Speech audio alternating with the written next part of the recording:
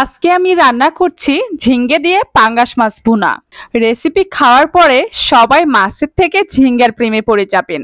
অনেকেই তো ঝিঙ্গা আলু দিয়ে মাছের পাতলা ঝোল খেয়েছেন, তবে আপনারা যারা এখনো ঝিঙ্গে দিয়ে মাছ ভুনা খাননি তারা অবশ্যই একবারের জন্য হলেও ট্রাই করে দেখবেন।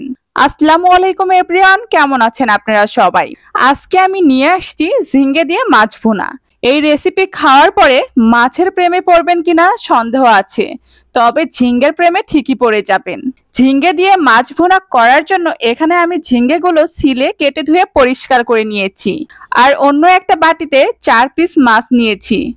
আমরা 2 জন মানুষ, 4 পিস মাছই যথেষ্ট, বেশি রান্না করলে থেকে যায়। অন্য একটা বাটিতে পেঁয়াজ কুচি নিয়েছি। আর এখানে আমি মিডিয়াম সাইজের 5-6টা পেঁয়াজ কুচি করে কেটে নিয়েছি। আর একটা বাটিতে আদা, রসুন আর জিরা বাটা নিয়েছি। এ পর্যায়ে একটা কড়াই চুলার উপরে উঠিয়ে দিয়েছি। এরপর কড়াই গরম হয়ে আসলে এর মধ্যে দিয়ে দিব পরিমাণ মতো তেল। তেলটা হালকা গরম করে নিয়ে এখন আমি এর মধ্যে দিয়ে দিব পেঁয়াজ কুচি। পেঁয়াজ কুচি দেওয়ার পর খুব ভালোভাবে নাড়াচাড়া করে ভেজে নিতে হবে। আর অবশ্যই পেঁয়াজগুলো ভাজার সময় চুলার আগুনটা মিডিয়ামে রাখতে হবে।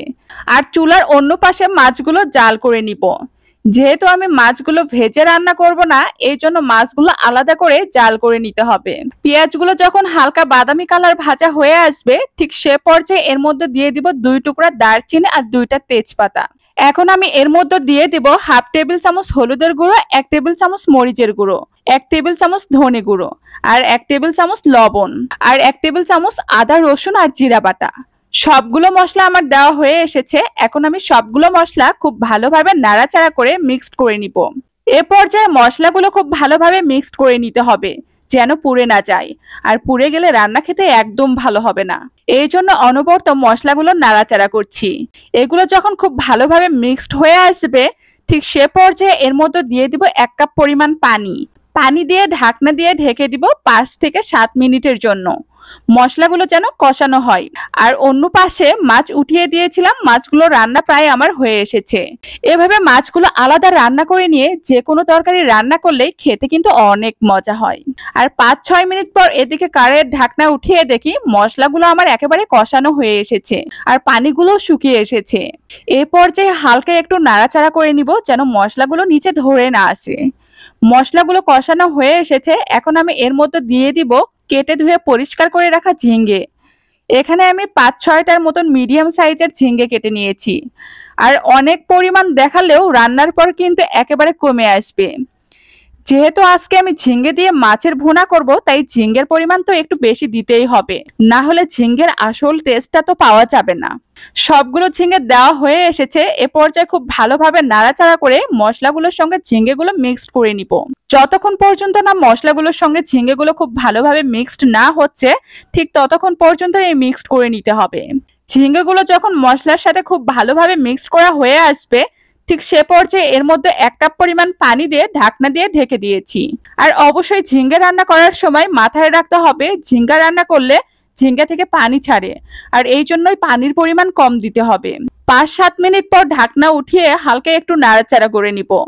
আর এই পর্যায়ে আপনারা দেখতেই পাচ্ছেন 1 কড়াই ঝিঙ্গে আউড়িয়ে কতটুকু হয়ে এসেছে।